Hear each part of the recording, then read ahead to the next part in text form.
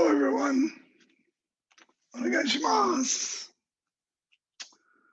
So let me read Shokushu to you first. Number 2, the value of our existence. We are born of the key of the universe. Let us appreciate that we are born not as plants and animals, but as human beings blessed with a universal mind. Let us pledge to accomplish our mission, which is to join the circle of development of the universe. So tonight, our discussion subject is Toi Sensei's phrase that gratitude leads to maturity. Gratitude leads to maturity. Sayaka Reasoner, would you please say that in Japanese for us?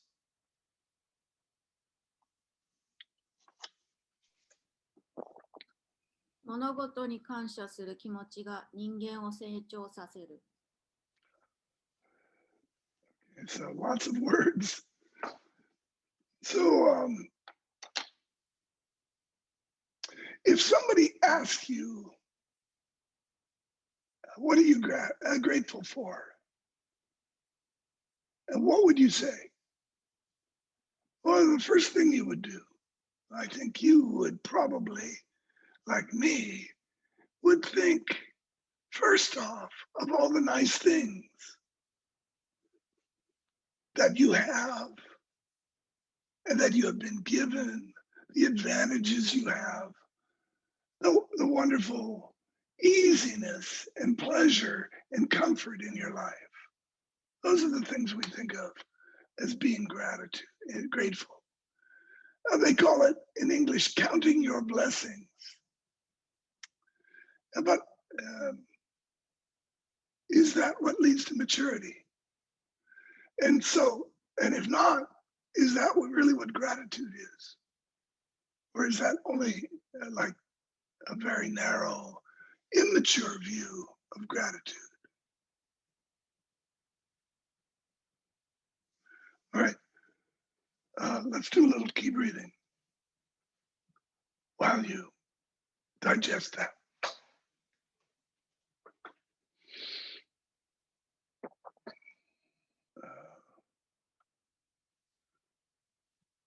I think of a mature mind or a mature person as a person who has a mind of equanimity, a steady mind, a constant mind, a dependable mind. It's not a mind that never gets disturbed, but it's a mind that when it gets disturbed, it's not unhappy about it. You think about all the times you've seen Toi Sensei performing Aikido. I don't know, maybe for most of you, maybe it had to be in video, but I got to see him a lot. And whenever someone was attacking him, he smiled. And he smiled not because it was a clever thing to do to put the other person off guard. He smiled because he was delighted that somebody was attacking him. You think about what we do in the dojo. What's our practice? What do we repeat over and over and over again? Being attacked. Either someone attempting to control us, to hit us, to kick us, to grab us, to hold us, to prevent us from moving. Why do we do that over and over and over again? We don't have anybody paying us compliments or caressing us or brushing our hair or doing something nice for us over and over and over again. Why don't we need that practice in the dojo? We don't need that practice because we don't struggle when that happens. Monday night, Tracy Reasoner Sensei taught the third part of chapter 9 from the training manual, which is Toy Sensei's teaching on the three things, the three ways we have of reacting to oppression or conflict with some difficulty, some challenge. And this is what we practice again and again and again in the dojo, in every moment, over and over and over. Sometimes it's with someone attacking us, but sometimes it's when we're sitting alone in meditation or in key breathing or in Sukshin no Kyo, or sometimes when we're maybe giving kyatsu. So in those moments, what is the opposition? It arises within us. So even in those circumstances, when you're doing Sukshin no Kyo, maybe your legs hurt, maybe you'd like to get up, and maybe you've had enough of keep breathing and keep meditation and yelling and hitting the bell. So that's opposition. So we're flooded day after day, week after week, month after month, year after year in our Aikido practice with conflict. We're constantly being bombarded with difficulty. It's never what's easy and comfortable for us. It's always what's difficult and uncomfortable for us. Everybody knows this, of course, but think about it. It's teaching us gratitude. It's teaching us how to deal with life. It's teaching us, in fact, maturity. So what is maturity? Maturity is a mind that is even and steady and dependable. It's an adult mind. It's a mind that we can depend upon. Not just others can depend upon, but we can depend upon our own mind, our own level of development, our own level of maturity. So, of course, we are conditioned, every one of us, to seek pleasure and to avoid pain, to seek comfort and to avoid discomfort. Yeah, we don't want to be uncomfortable. So we try to avoid it. Sometimes we try to lie our way out of it. Sometimes we try to convince our way out of it. But these are the things Toy Sensei gave us, these three things. Option A, I call them option B and option C. Option A, everyone knows, it's fighting back. It's trying to negate or do away with or get rid of somehow the negative challenge. And that always fails. We always lose when we're doing that.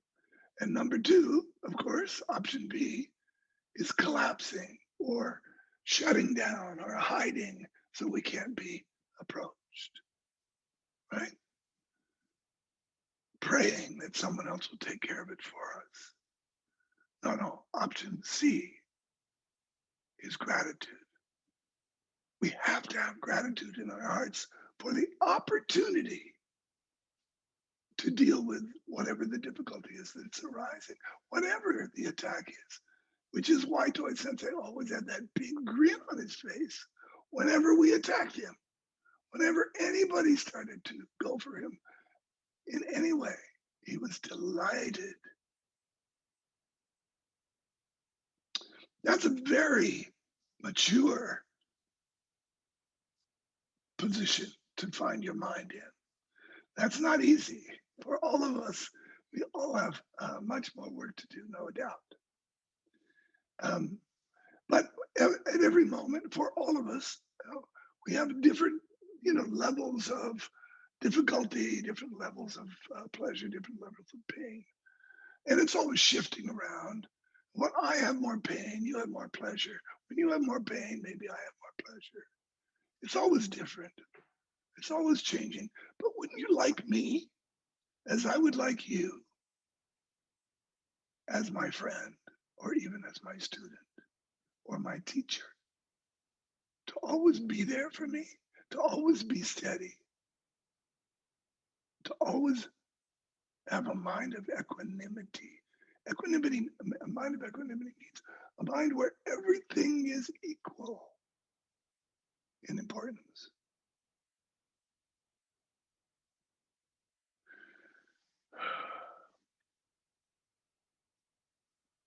So one of the things I'm learning to be grateful for lately is the sound of my voice, which is quite different than what I was always used to, and very difficult for me to speak.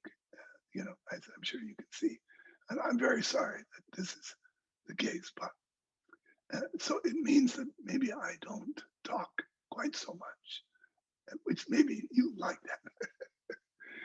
So I would like to, even though it's only what time? It's only 17 after.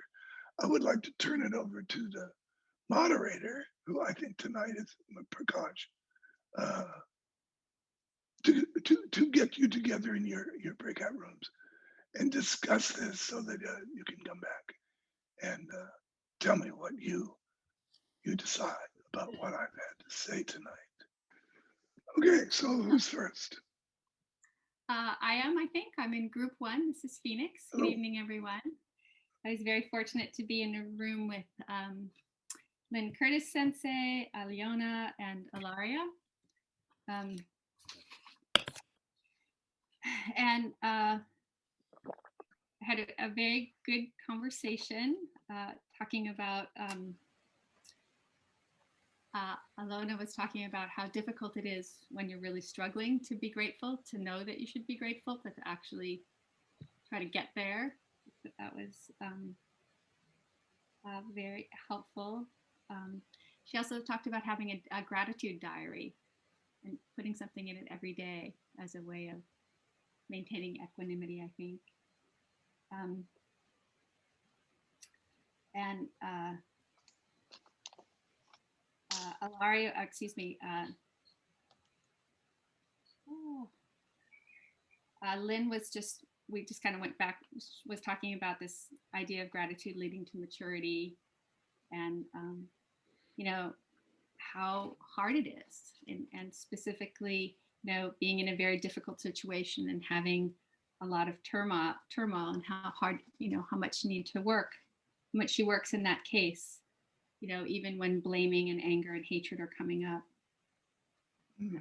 Sort of that's part of the process. And Ilaria said, well, the solution is what it always is, which is just sit more.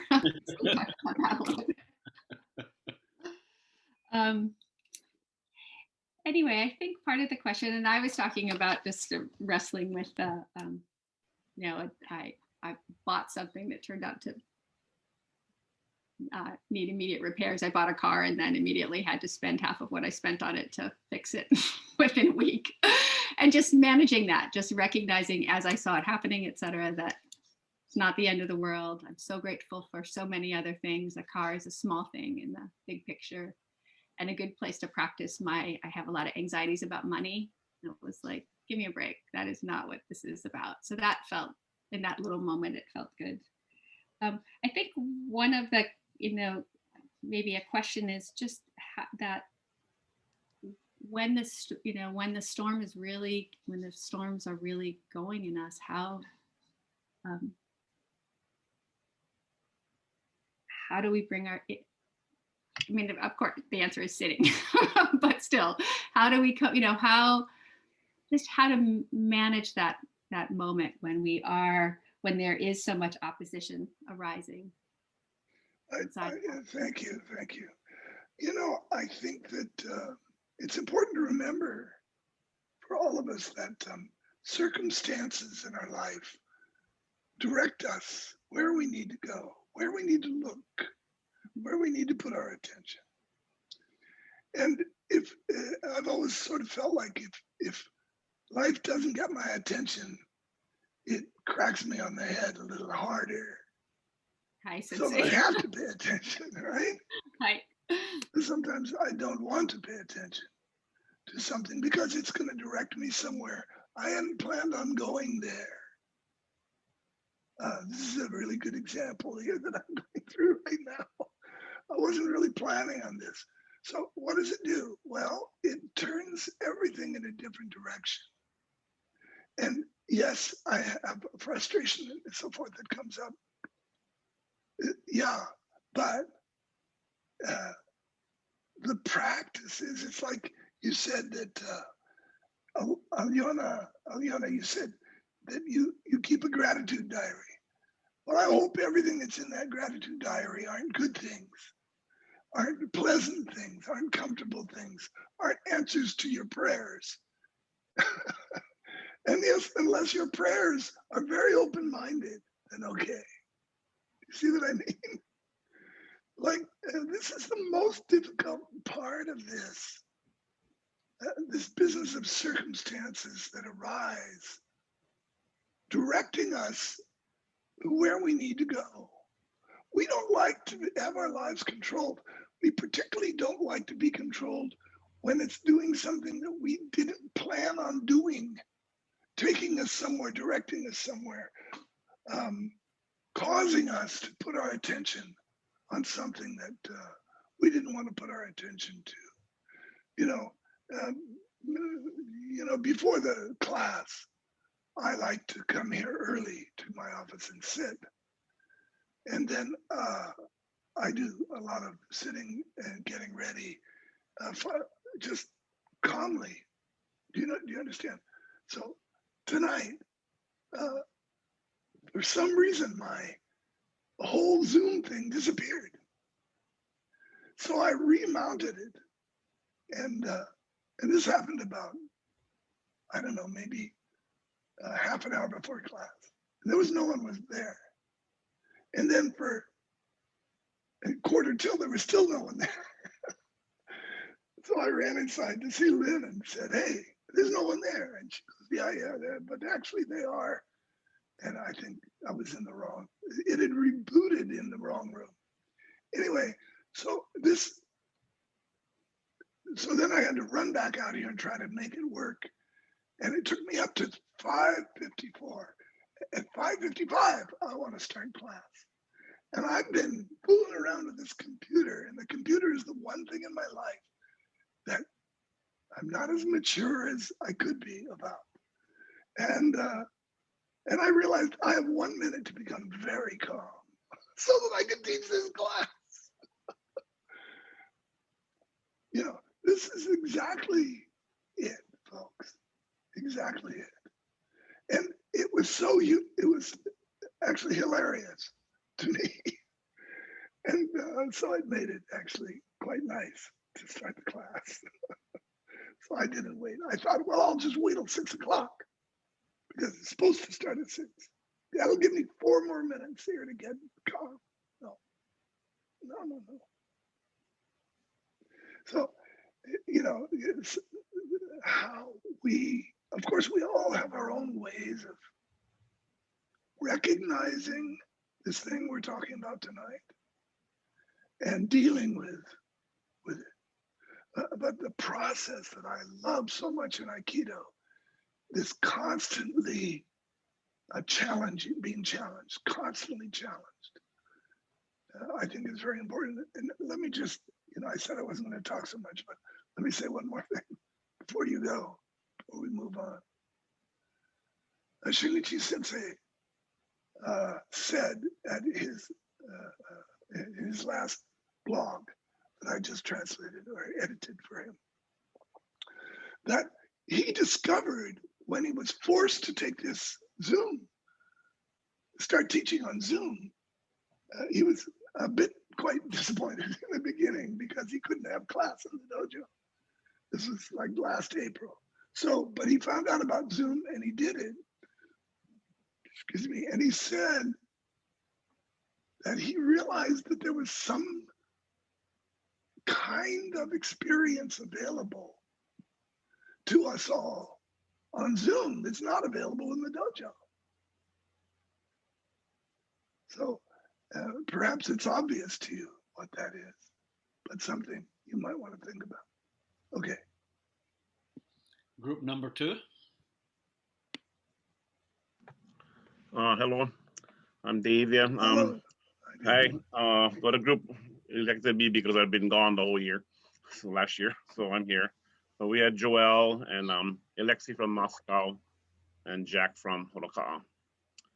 Well, pretty much what we came to the conclusion was, in hindsight, you look back and you're grateful for these difficult situations, but in the midst of it, we're still scatterbrained at that moment to be grateful at that time. It takes time to be calm and see it for what it is. And even for my own personal things just recently happened to me that, because I've been going through a lot of difficult things the last couple of years, health-wise. And the one that really cracked me was the one that just happened recently, because my mind was clouded, and that scared me more than physical pain, all those, whatever I had. And it made me really change my perspective when Reason Sensei said Wednesday night about not yet. I'm not great, but not yet. But instead of saying I'm not great, and that this to me made me really mature. When a lot more just from a recent experience I had, but we all pretty much agreed that when you're in the face of it at that moment, it's hard to feel that gratitude unless it's happened, a while back. When you look back on it, you go, "Oh, that was the lesson." But that was our discussion. Yeah, hindsight is 2020. Yeah. Yeah. Okay, that's very interesting. I'm glad that you're well or getting better. Not perfect yet. Hi. Getting there. So we can be grateful for what health we have, and even the way I said that, grateful for what health we have. No, we're grateful for everything, because the subtext of what I said, I'm grateful for what I have, but we can be grateful for what we have, is let's be grateful for the good things, and maybe they'll make up for the bad things. No, that's immaturity. That's childish, as a matter of fact. That's not a mind that is even. Oh, of course, I said it, which means my mind is just as conditioned as everybody else's. But we need to recognize, we need to notice right away when we act according to that conditioned habit. We're going to do it. We're going to do it. Nobody's ever going to be perfect. Not only not yet, not ever. But that's okay. We're not supposed to be. This is Earth. We're practicing. So, yes, we are conditioned creatures, and we're conditioned to shy away from that which is uncomfortable, and we're drawn toward that which is comfortable, and we want to have a life that's filled with that. But let's face it, we'd all be couch potatoes if our life was filled with things that made us only comfortable, right? Okay, next, please. Okay, group number 3. Thank you.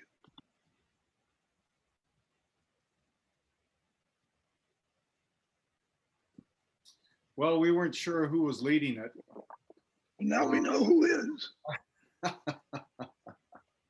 I thought Andre was going to speak up, but he's still muted. So our group was number 3, myself, Andre, and Jan. And we looked at the perspective of wisdom in our society, where we normally think wisdom comes with age. In Hawaii, it's the kapunas we go to. In other societies, they go to their elders for wisdom, and that comes from living life, an expanded view. But we then thought about what Kohei Sensei is saying, and it's not maturity brings gratefulness, but gratefulness brings maturity. So it's somewhat of a different perspective that we're pondering there. And so it sort of came down to, it's something that you somehow realize that really changes your perspective. It widens your view somehow, because that's the characteristic of wisdom and of maturity. When we go to our elders, they have a wider view of things. So it's not so much a linear thing like we talk about, good or bad. In Aikido, collapsing or conflicting. It's not on that scale. It's on a different scale somehow. We weren't quite ready to define it, but it comes from an understanding that continues through all experiences and somehow gives you a different view of these experiences as you would normally look at them. I think that's about as far as we got. Yeah, thank you. Since you use the word wisdom, and I think that's very appropriate that you do, because maturity is definitely wisdom, not knowledge. Knowledge comes about through reflection. When we think back on something, we can put together an understanding, an intellectual understanding. That's knowledge. A history of a lot of situations brings us knowledge. That's fine. But it's not wisdom. Wisdom is genjo. In Japanese, it's immediacy. Wisdom is recognizing the truth immediately in the circumstance as it is arising. The word in Sanskrit for wisdom is prajna, and prajna means pre-knowledge. Prajna, jna is knowledge, pra is pre. Pre-knowledge means this is before knowledge. It's before you've reflected. What do you know? Not after you've figured it all out. That's stairway wit. That's as you're going up the stairway, thinking what you should have told that guy down in the living room. No, or down somewhere on the mat. When you're on your way down to change, oh, I should have done this and this and this. That's knowledge. That's not wisdom. Wisdom is doing this and this and this, no matter what. Oh, I think this is a big part of maturity. Beginning to recognize that time is a wasting. It's living. It's not knowing. It's living that counts. Thank you. Thank you, Fincher. Nice to see you again. Group number 4. Hello, everyone. Hello, Sensei. Hello, Gustav. So, group number 4, John, Gloria, Mele, and myself. We started addressing the word maturity. The proposal is gratitude leads to maturity, and the discussion started on the end part of the proposal. What is maturity about?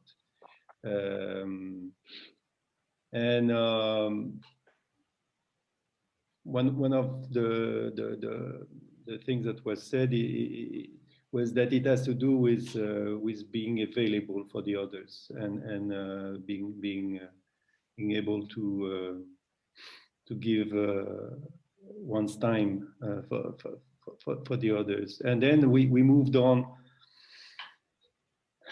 discussing what gratitude can be about, what gratefulness is about. And and we agreed that it can be about acknowledging the fact that we are alive. One said it has to do with the value of being able to interact with difficult people.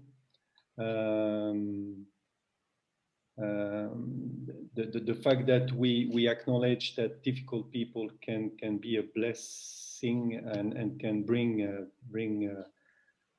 things to our understanding of what the life is about is a sign of maturity. So back to discussing maturity, being able to smile often enough, being open-hearted, voila. One point as well was gratitude is personally that's something personal. This word for me makes me thinking of the way I connect with people who teach me something. So having gratitude makes me thinking of becoming able to acknowledge the fact that I learn from others, and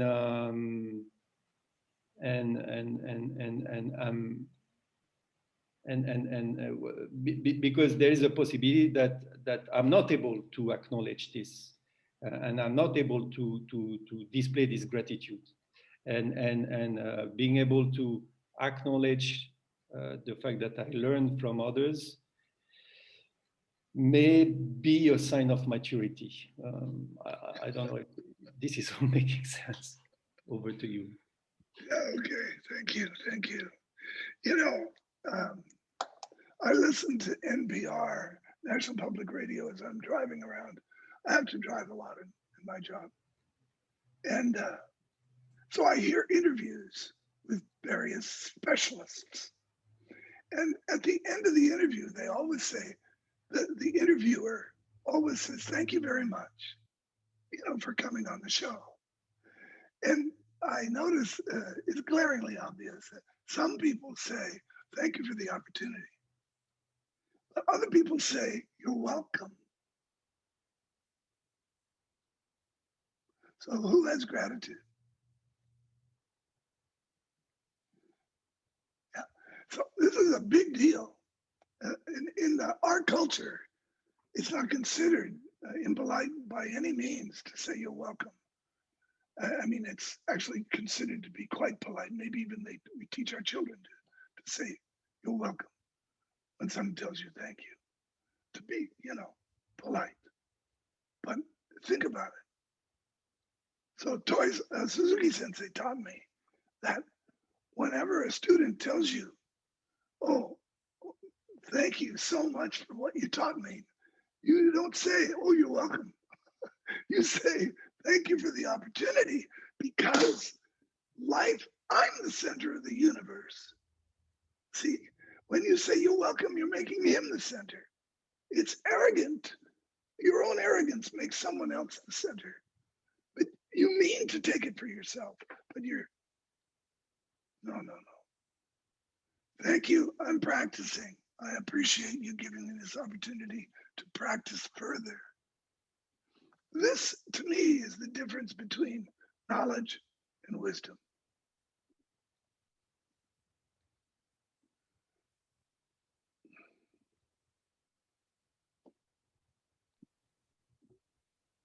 Thank you, Sensei. Thank you. So Sasaki Sensei, are we group 5? Yeah. Okay, so I was in a group with Linda Sasaki Sensei, Lucky Friend, and Murta. Sasaki Sensei. And we learned the derivation of Lucky's name, because when he was born, there were complications and he almost died. And the treatments that he was given worked, and so he was saved. So he feels very lucky and very grateful. And this is very timely for me, because I'm preparing to teach this in 2 weeks' time. And something I've been learning, Sensei, in the Sufi tradition, they say there are 7 levels of the soul's development. And gratitude doesn't come up until the 3rd level. Like the first level of the self is very demanding and commanding and instinctual and obsessed and compulsive and completely narcissistic. And then the 2nd level is complaining, blaming, accusing. But then the next level is inspired and enthused. And that's when the gratitude comes. Yeah. So my question for you is... Wait. Yeah. Wait. Yeah. Wait. You said there's 7 levels? Yeah. And that was only the 3rd. Yeah. So the Probably next don't. level is the serene and peaceful self. The next level is the contented self. The next level is the satisfied self. And the next level is the purified self. Right. That's So very good. my question for you is, you know, to come to that gratitude, you got to do some work on yourself. And how come it's so rare to encounter a mature adult human being of the species? And why are so few people not interested in really practicing and developing themselves? Are you asking that question? Yeah.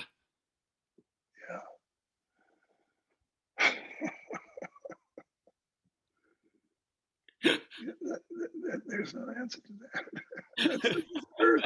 Oh, come on. You know, we well, of course we're conditioned otherwise. But then the question is why? Like Tracy Reasoner told me one time that he asked in the beginner's class, why did you come to Aikido? Why are you interested in practicing, basically? Which means changing your life in ways that you don't even know yet, you know, when you're a new student.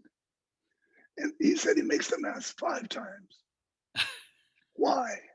So why did you come to Aikido? Well, because I want to become a better person. Why do you want to become a better person? 5 times going backward. And in 5 questions, you'll get very much closer to what it is that's really driving you. And I always took that as, I learned something there. That's, you know, that's a good thing for ourselves, to do for ourselves when we're in any kind of difficult situation, or any kind of situation where we're not sure, we're unsure, or we're doubting, or we're wondering, how did I get into this? Why is this happening to me? So ask 5 times and go and go and go and go. And I mean, to me, this is not a mystery. This is just like noticing. That's really what you're doing. It's query. It's looking into, like you called it, working on yourself. So you have to be willing to ask that question. And what's so important is not so much the answer, because the answers are like a barber's double mirror, and it goes on and on infinitely. But the question is what counts. And as you said, you know, you ask, why isn't everybody practicing? That's the question. Why am I not practicing right now? Why am I doing this instead? You know, because in every moment we are practicing something. We often think, oh, well, I'm practicing and then I'm cruising. No, when you're cruising, you're practicing cruising, right? You're going to get better and better at that the more you do it. Anyway, so very, very interesting. I love the Sufi 7 stages. Thank you. Yeah. So group number 6. Hello, Sensei. Hello, everybody. Hello, Lillian. Our group was Tracy Sensei, Sally, and myself. And I lost the straw draw. So I'm asking the questions. You won the straw draw. I thought maybe everybody might tire. I tried to get someone else to ask the question today. So this was an opportunity for me to learn something new. I started off by saying in our group that after you put up the email about, the quote from Tohei Sensei, that I had been thinking along the lines that, how did I put it? Experience, through experience, you learn the gratitude, which gets you the maturity. So I almost had turned it around. And only because in my thinking, a lot of times in life, that's the way it works. You don't appreciate your parent until you are a parent. So I was taking it very literal. So it brought up some really good discussion. Sally was talking about, the physical challenges she's having in her life, and that, these have made her look at things differently, and what she's grateful for and how. So we discussed that. And then Tracy Sensei brought up the line he had read from Key in Daily Life from Tohei Sensei, that was about mistakes, and that you shouldn't say, oh, I made a mistake. You should say, oh, I was being immature. So my question kind of had been was, which you answered was, do we take gratitude too literally? Because when you ask the question, what is grateful? I was grateful for everything. I thought, my children, my health, all of that. Not thinking that, yes, all this other stuff that's been happening in my life, I've learned how to, through practice, deal with it a little better. And that is the training. So obviously my answer. And then the other thing that Tracy Sensei said that was really sort of mind-opening too, was he said, he loves it, these sayings that Tohei Sensei came up with, because they make us think about things in ways we normally wouldn't or wouldn't appreciate.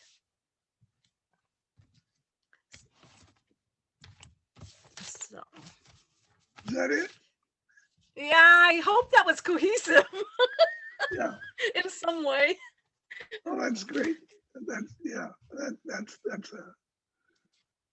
That's why I love these things also. And if you're a teacher, everyone here is a teacher on one level or another, right? As soon as you're in the dojo today, tomorrow he said you're a teacher. So everybody's a teacher. So when you're teaching, you tend to get into grooves. Just like I'm a landscape designer. If I'm not careful, I get into grooves of designing in a certain way, because there's certain things that I'm drawn to. And if I get patted on the back for something, then I tend to repeat that. I notice. So this is a big mistake. So having something like this, it doesn't even matter what you pick, really, but if you're lucky enough to have Tohei Sensei giving you a list of things, okay, then take those and use them to inspire yourself and to lead you into areas that you don't always go to. Of course, it's that way for the students too, as you say, but it's also that way for the teacher. And we have this. One other thing about that is we have this monthly blast that goes out that announces, everything we're doing at Maui Aikido for the month. And I always put a quote on there. And last year, since that was Tohei Sensei's birthday, I used his quotes all year. But before that, and now this year, I have to provide my own quotes. So that's even more. That even is more encouraging to me to think outside the box, to get out of the way I'm always thinking about things, because I can't just keep repeating the same comments over and over again. It has to have some originality. So this kind of thing is really valuable. And earlier on, I mentioned Shunichi Sensei said that he discovered there was something here in this kind of training that doesn't exist in the dojo? Does anybody, did you consider that? Anybody want to give me a guess as to what he meant by that? What was it that he sees that happens here that doesn't always happen in the dojo? You can go ahead, Lillian, and answer, since you're right here. Thank you, Sensei, for the opportunity. I was thinking that he meant it was a whole new venue, and he can connect in some ways with people he might not normally get to. Well, of course, yes, that's true. That's true. And this whole business of being able to speak to someone halfway across the world at a class is very attractive to both of us, obviously, all of us. And your opportunity for you to be together with people from Europe and Russia and the United States and Japan and so forth. But I think that, to me, what I'm noticing, and he did mention this, is that we can explore subjects in a kind of way or in a depth. As you say, it's its own venue. So it provides us a chance to ask those questions, which we would never ask in the dojo. People email me these kind of questions, but nobody asks me in the dojo while I'm teaching a seminar or teaching a class, except in the Q&A. And this is then a big Q&A. So I used to always in seminars I have at the end, as you know, I have a question and answer period.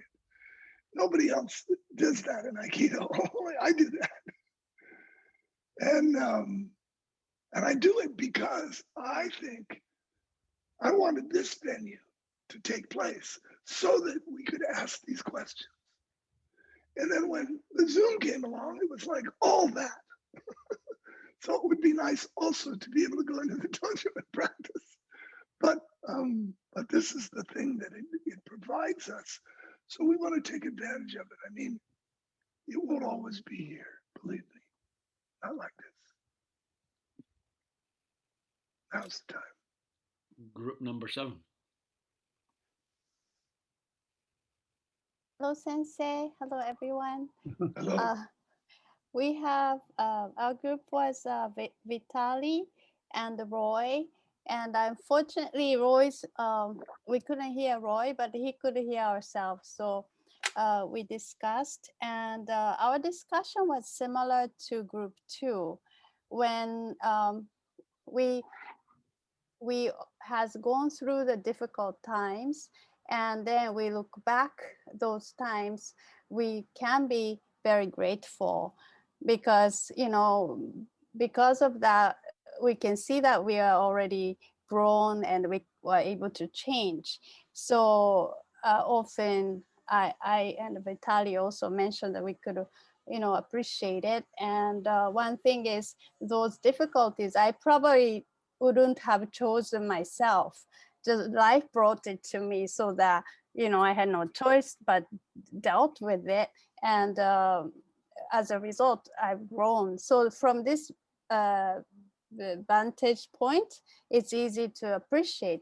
But even then, Vitaly said, there are certain experiences in the past, you know, he wouldn't even want to have. For example, if you lose someone, you know, someone passed that you felt very close to, it's very difficult to feel grateful about that.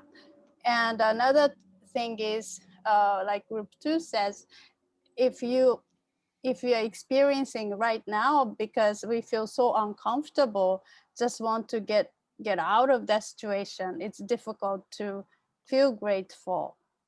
Also in the future, if you see, you know, the difficult things are coming in the future, you feel anxious and it's difficult to feel grateful. So our question is, how can we learn to feel grateful when you're experiencing in the middle of it, and also it's a possibility that is happening in the future.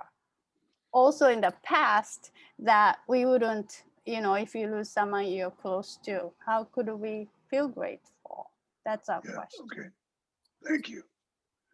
Yes, of course, emotionally, this is very difficult sometimes because we are so attached to each other. But when we lose a spouse, or when we lose a parent, or when we lose a teacher, yes, we don't have them sitting in front of us anymore, but they fulfilled a certain requirement, a need in the world around us that we live in. It made our life easier, didn't it? That's one reason we miss them.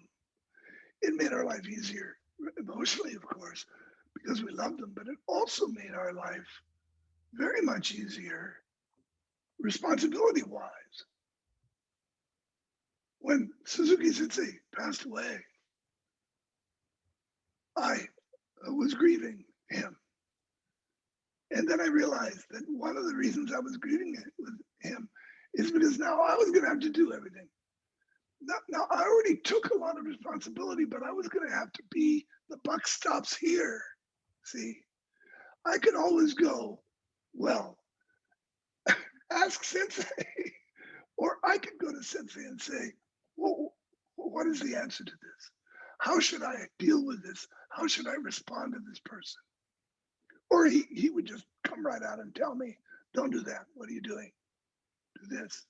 But so that advice, that support system is gone. Now that's your teacher. If it's your mother or your father, same thing. You're in a family.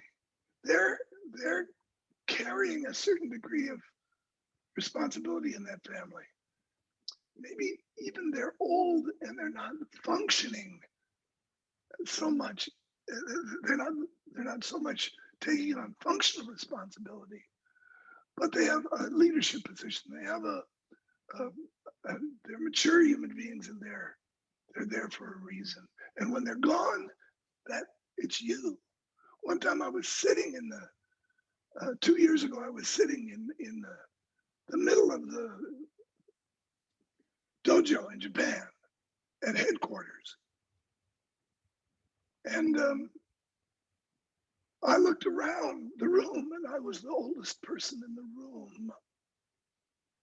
Now, it never even occurred to me because I was always the youngest person in the room because I was with Suzuki Sensei. And with Toy Sensei, they were always there. Do you see? So now they're gone. And even with them gone, of course, Shinichi Toy Sensei, we're very, very fortunate to have him as our leader, and he functions as that. But still, when you're older, when you're even more mature in years, and if you've been teaching a lot, then people tend to depend upon you.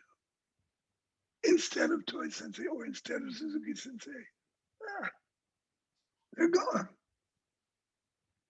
So the answer to your question, Kayumi, I think, over the group 7 is it's not seeing the whole picture when you're really bothered by a loved one leaving Earth. It's not seeing the whole picture. Of course, grieve. It hurts. It's okay. Experience that completely. But at the same time, see that this is, now you have a responsibility. Now you take on new responsibility. You shoulder new responsibility. And you have to be willing and ready for that. Hopefully, your teacher was getting you ready for that. Hopefully, your mother and father were getting you ready for that. Hopefully, your spouse. That's the way I think of it. Thank you, Sensei. Thank you. Was that 7 is the total number of rooms? Prakash? Hi, Sensei. That's the total number. Hi. Okay, so that's enough for tonight. And thank you very much. I hope that you're able to understand what I say. And it helps a lot when I have these things because I don't have to talk so loud. So I'm very happy to see you, and I hope to see you all Sunday morning. Aloha. Arigatou gozaimasu.